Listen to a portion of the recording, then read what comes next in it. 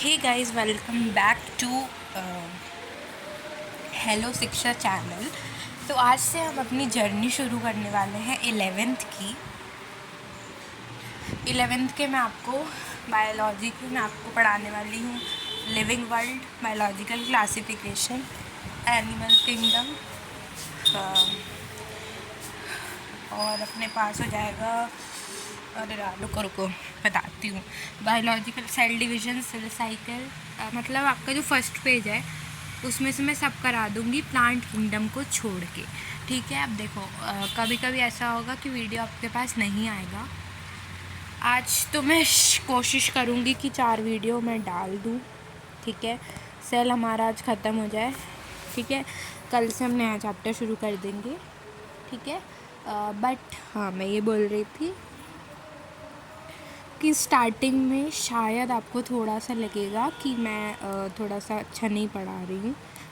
नहीं, क्योंकि ऐसा लगता है। ठीक है, क्योंकि धीरे धीरे पढ़ा रही हूँ तो ऐसा लगेगा आपको। ठीक है, मैं धीरे इसलिए पढ़ाती हूँ क्योंकि जिससे सब जो फ्रेंड्स हैं मेरे वो ईज़िली इसको देख पाए। ठीक है, क्योंकि कुछ कुछ लोग जल्दी तेज़ लैंग्वेज वाले लोगों को भी समझ लेते हैं और कुछ को ऐसा चाहिए होता है कि बिल्कुल धीरे धीरे बोलें।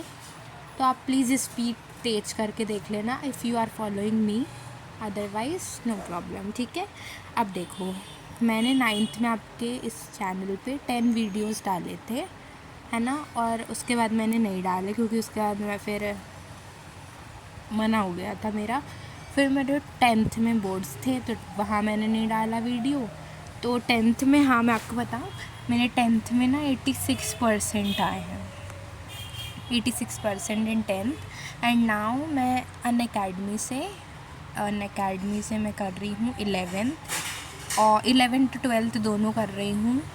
2026 टारगेट है मेरा नीट क्रैक करने का। नीट करना है मुझे। ठीक है, मतलब कि डॉक्टर बनना है। तो इसलिए ये सारा मैं सिर्फ इंट्रोडक्शन दे रही हूँ, थोड़ा जानना भी चाहिए किससे आप पढ़ रहे हो, कौन है वो।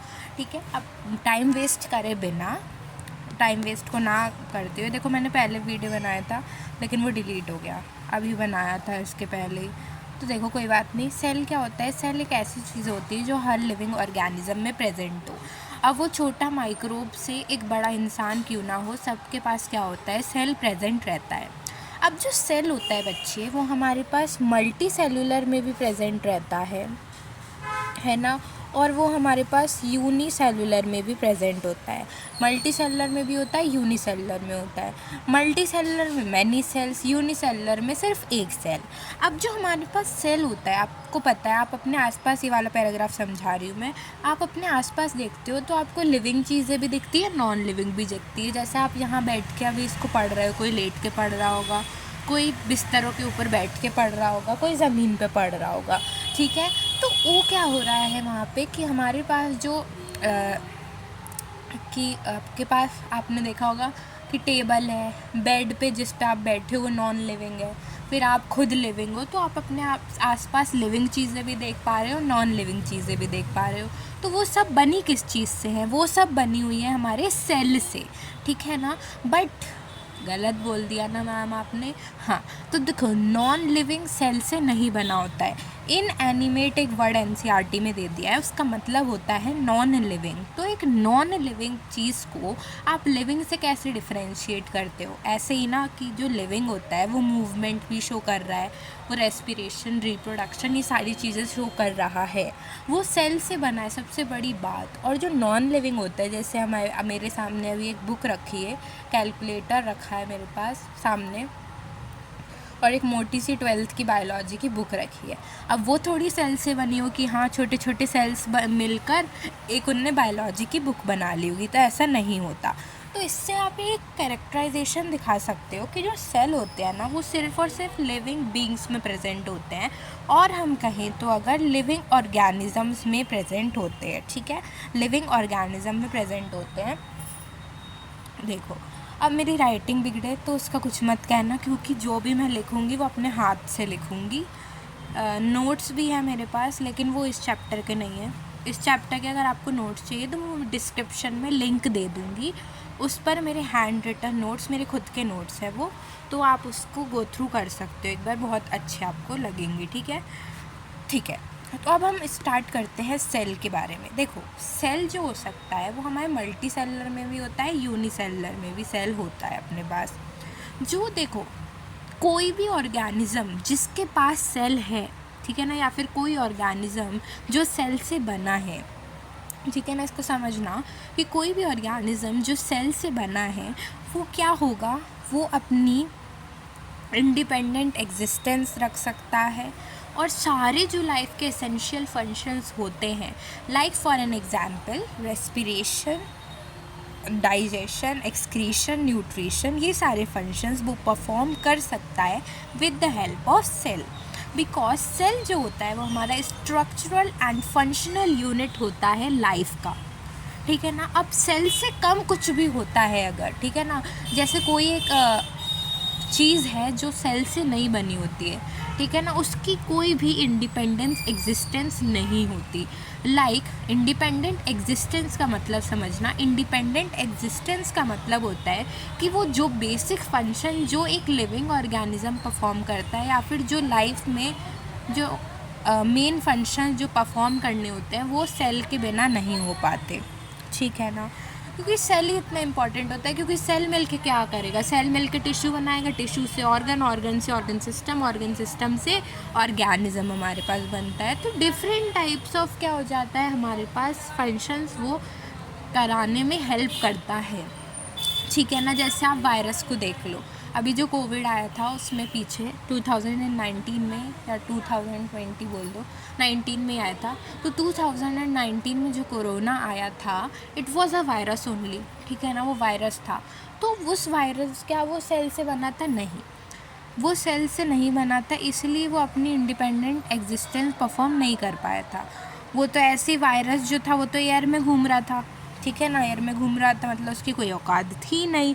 लेकिन जब वो एक लिविंग बॉडी में आ गया था वो वायरस, ठीक है ना, जब वो लिविंग बॉडी में आ गया तो क्या हुआ, वो न्यूट्रिशन लेने लगा लिविंग बॉडी से, एंड धीरे धीरे करके क्या हुआ, वो सारे मेटाबॉलिक फंक्शंस अपने अंदर जो उसके वायरस के होते हैं वो परफॉर्म कर लिया। क्यों? क्योंकि उसको एक लिविंग बॉडी मिल गई है सारे फंक्शंस परफॉर्म करने के लिए। ऐसे तो उसकी कोई औकात है नहीं, क्योंकि जो वायरस है वो सेल से बना ही नहीं है। ठीक है ना, वो सेल से बना ही नहीं होता है। तो मैं यही समझाना चाह रही हूँ। अब देखो और अच्छे से समझ में आ जाएगा, ध्यान से समझना। ठीक है, जो यूनिसेलुलर ऑर्गेनिजम्स होते हैं वो कैपेबल होते हैं इंडिपेंडेंट एग्जिस्टेंस के। इंडिपेंडेंट एग्जिस्टेंस मतलब खुद की एक पहचान। ठीक है, अब क्या ऐसा कैलकुलेटर की खुद की पहचान है? नहीं। क्या है उसका कुछ, मतलब ऐसा है कोई अस्तित्व है कुछ? अब ये मत बोलना हाँ मैम है, वो हम कैलकुलेट करने के लिए यूज़ करते हैं, ऐसे नहीं बोल रही हूँ। ठीक है ना, जैसे इम्पोर्टेंस होती है ना किसी चीज़ की, हमारी कितनी इम्पोर्टेंस है ह्यूमन लाइफ में, हमारी कितनी इम्पोर्टेंस है, ऐसे। ठीक है, और ये सारे एसेंशियल फंक्शंस परफॉर्म कर सकते हैं। किसी भी ऑर्गेनिज्म के पास अगर सेल है तो वो ये दोनों फंक्शंस ईजीली परफॉर्म कर सकता है। ठीक है, अब मैंने जैसे लाइन कही थी कि एनीथिंग लेस देन अ सेल, कोई भी चीज़ सेल से छोटी अगर है, मतलब ऐसी चीज़ जो सेल से नहीं बनी है, उसकी अपनी इंडिपेंडेंट लिविंग नहीं होती, मतलब वो ज़िंदा रह ही नहीं सकता।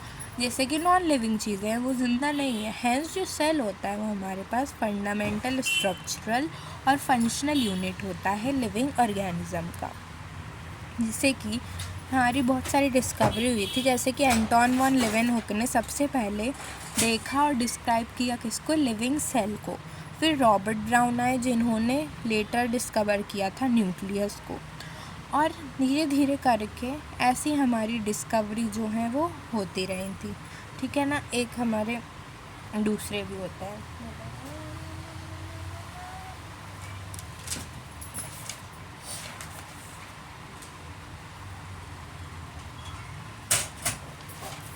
और एक थे हमारे लेवेनहुक, चल लेवेनहुक तो यही थे,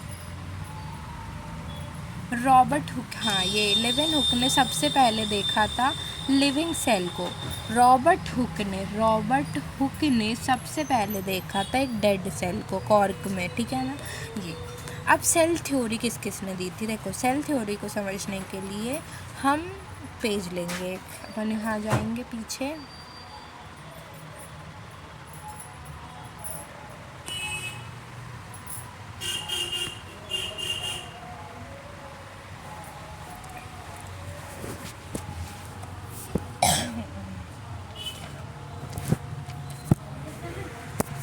मैं 9 है।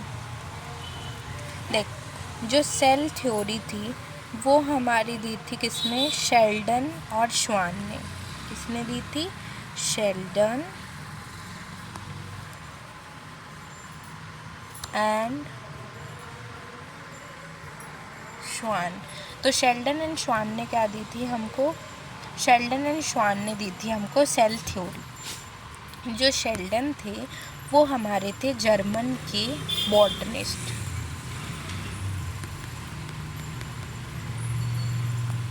और जो हमारे श्वान थे वो थे ब्रिटिश जूलॉजिस्ट।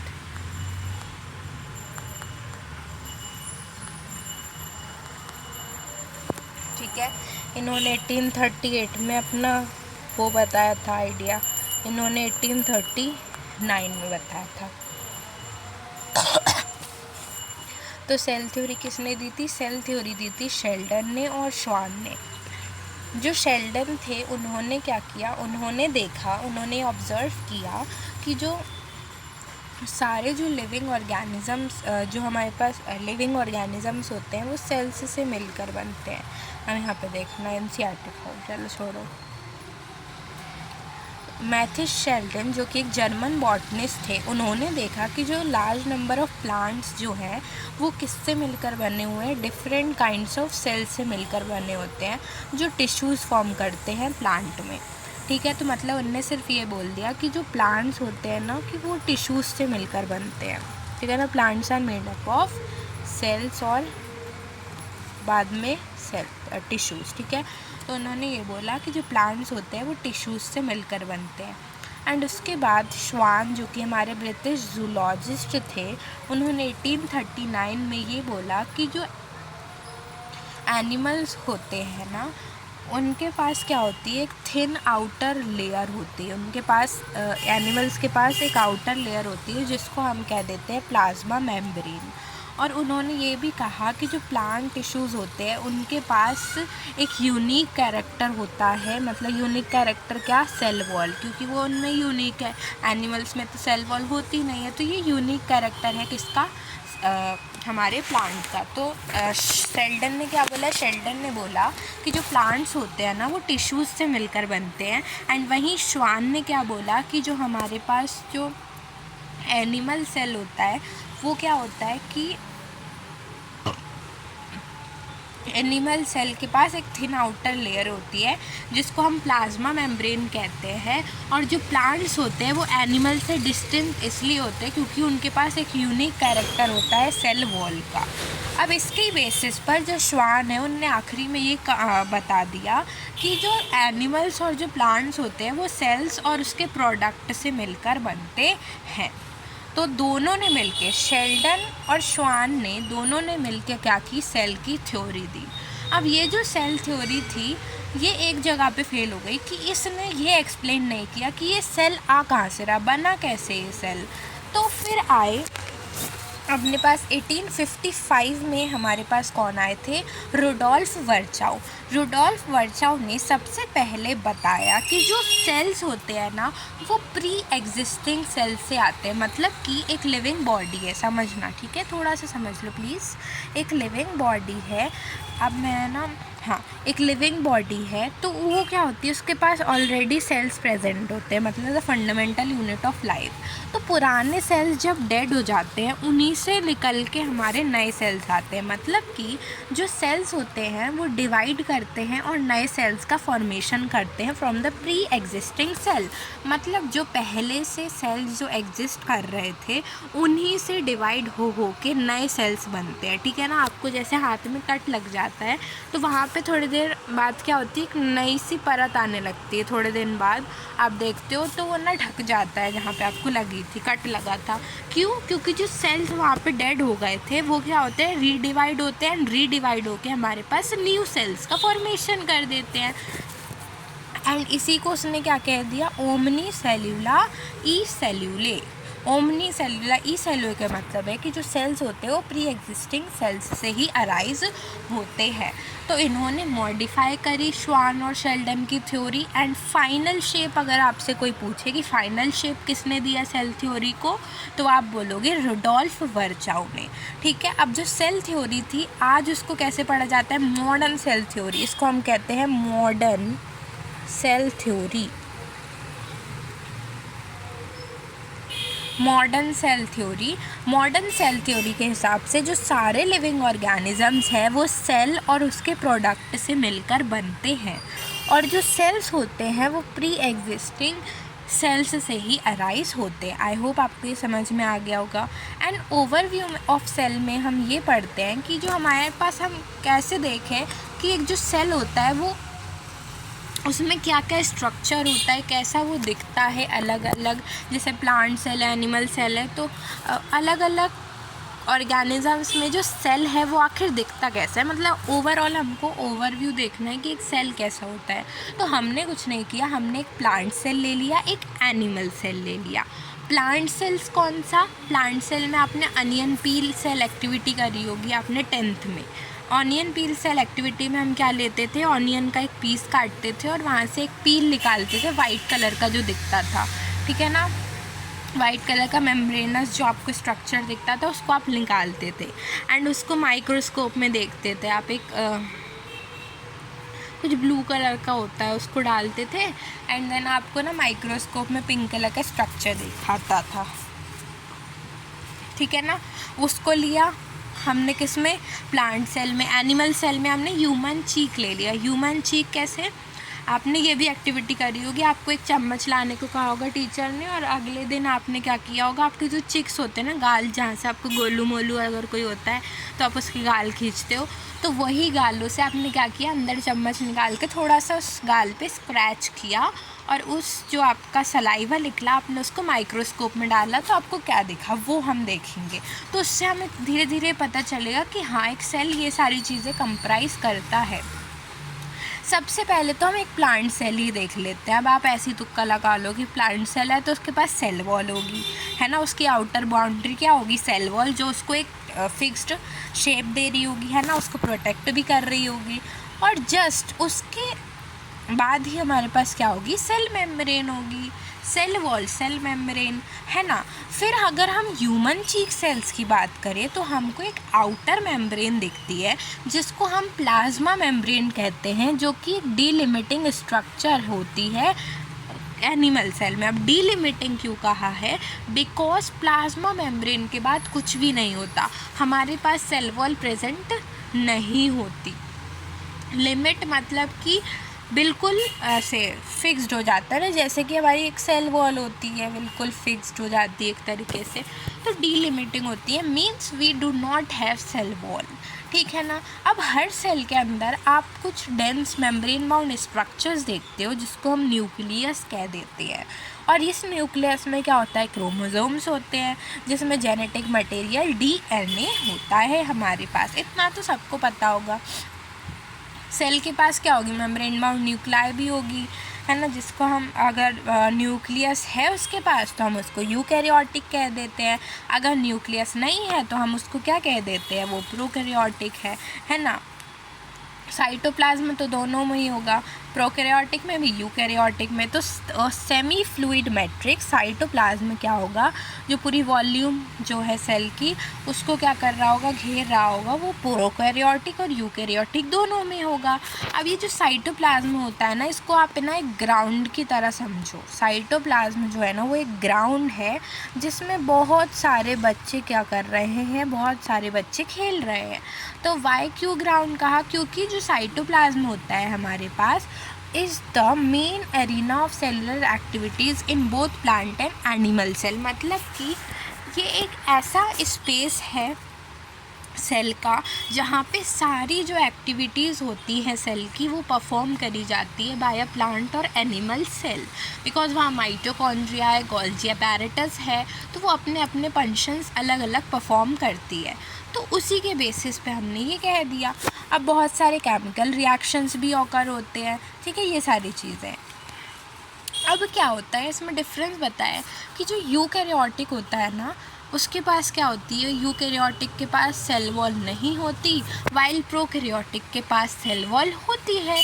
यूकैरियोटिक के पास राइबोसोम्स होते हैं, उसके प्रोकैरियोटिक के पास भी राइबोसोम्स होते हैं, बट हमारे पास दो टाइप्स ऑफ राइबोसोम होते हैं। एक होता है हमारे पास 70s टाइप ऑफ राइबोसोम, है ना, और एक होता है हमारे पास 80s टाइप ऑफ राइबोसोम। तो 70s टाइप ऑफ राइबोसोम्स भी है हमारे पास and 80s type of ribosomes भी होते हैं। तो जो 70s राइबोसोम्स होते हैं वो तो हमारे प्रेजेंट रहते हैं प्रोकैरियोटिक में, और जो हमारे पास 80s राइबोसोम्स होते हैं वो कहाँ प्रेजेंट होते हैं, यूकैरियोटिक में।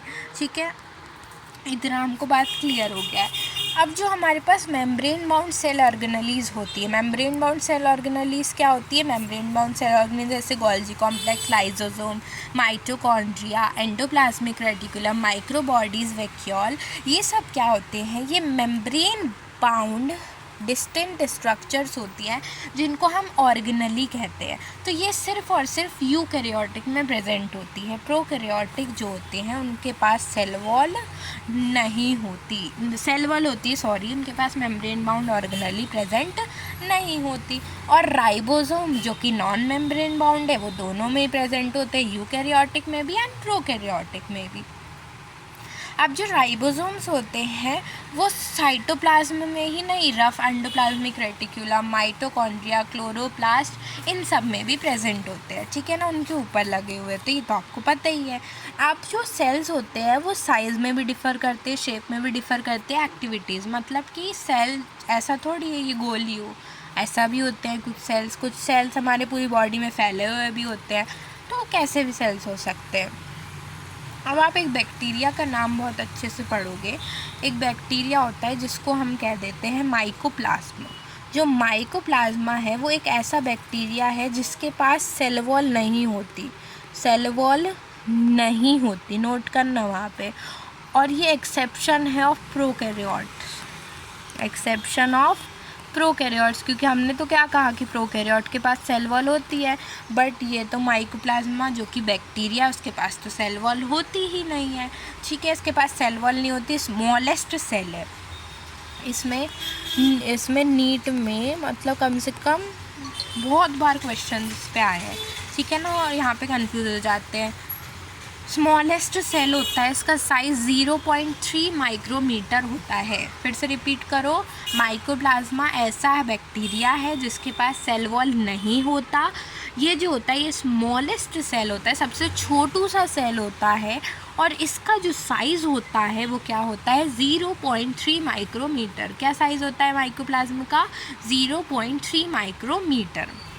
वाइल हम बैक्टीरिया की बात करें तो बैक्टीरिया के पास कितना होता है, 3 to 5 माइक्रोमीटर।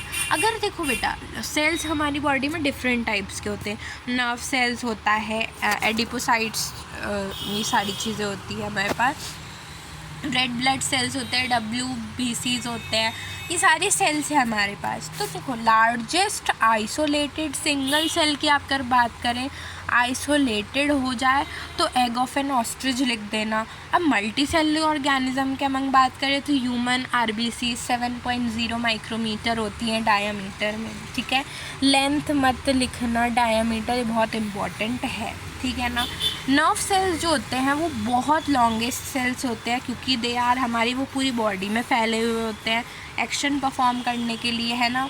जो सेल्स होते हैं वो शेप में भी वेरी करते हैं, कुछ क्यूबॉइड हो सकते हैं, कुछ डिस्क लाइक हो सकते हैं, कुछ अपने पास एमोइबॉइड हो सकते हैं, कैसे भी हो सकते हैं। ठीक है, 2 मिनट, 1 मिनट, देखो, हाँ ठीक है, ये सब अपने पास होता है। अब मैं 2 मिनट, बस चाचा का फ़ोन आ गया, 1 मिनट सवाल दो।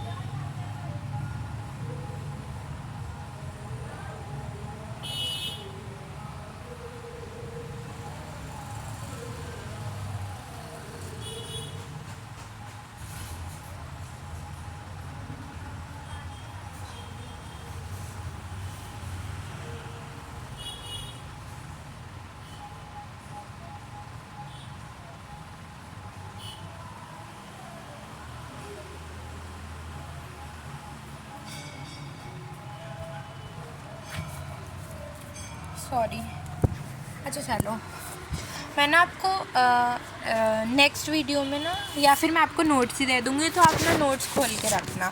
नहीं खोल पाओ तो कोई बात नहीं, कल मैं नोट्स का PDF भी ले आऊँगी, नोट्स से भी पढ़ा दूँगी आपको, और NCERT भी अच्छे से रटवा दूँगी पूरी, ठीक है। तो मुझे रट गई इसलिए। चलो, प्रोकैरियोटिक सेल अगर आप कहो तो हम नेक्स्ट वीडियो में शुरू कर सकते हैं प्रोकैरियोटिक सेल को, बिकॉज उसको हम बहुत अच्छे से ख़त्म कर देंगे। एक एक चीज़ मैं आपको याद करा दूँगी प्रोकैरियोटिक सेल में, टेंशन मत लेना।